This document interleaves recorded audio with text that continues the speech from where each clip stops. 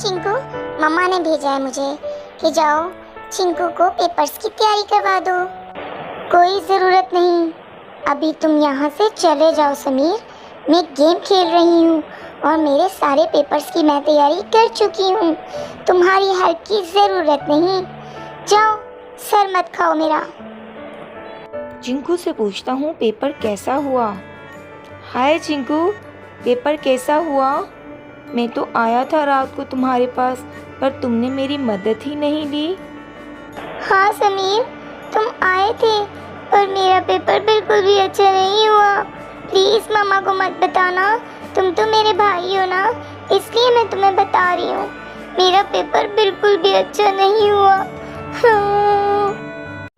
क्या तुम्हें नहीं लगता कि मैं उदास हूँ आज? लगता है। क्या हुआ? पेपर की वजह से परेशान हूँ। बोलो, कल फाइटिंग वाली फिल्म भरवाना। मुझे बहुत ज़बरदस्त लगती हैं फाइटिंग वाली फिल्म्स, और मैं बहुत ज़्यादा इंजॉय करती हूँ इस तरह की फिल्म्स को। और हाँ, पॉपकॉर्न लाना मत भूलना। तुम्हें पता है ना, फिल्म के साथ साथ मुझे पॉपकॉर्न भी बहुत ज़्यादा पसंद है। हाँ, चिंकू को भी बुला लेना, साथ में बैठकर मूवी देखेंगे और साथ साथ पॉपकॉर्न भी खाएंगे। क्या कहते हो, कैसा लगा प्लान? जानता हूँ, पर कल तुम्हारा पेपर है। मैं तो यही कहूँगा कि पेपर्स की तैयारी करो, पेपर्स अच्छे से दे दो, उसके बाद तो फिल्म आराम से देख लेना। सही कह रहा है गोलू, सही कह रहा है।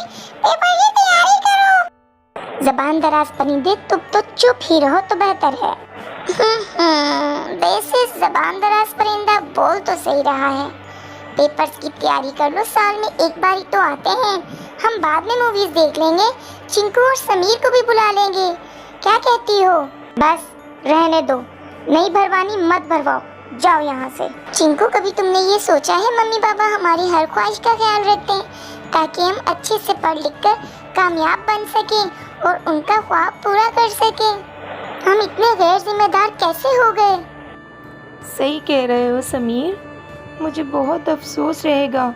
पूरे साल पढ़ाई करने के बाद पेपर्स के दौरान हम दिल चुरा लेते हैं पढ़ाई से। मैं क्या करूं समीर, मम्मा तो अब मुझे गिफ्ट में गाड़ी भी नहीं लेके देंगी।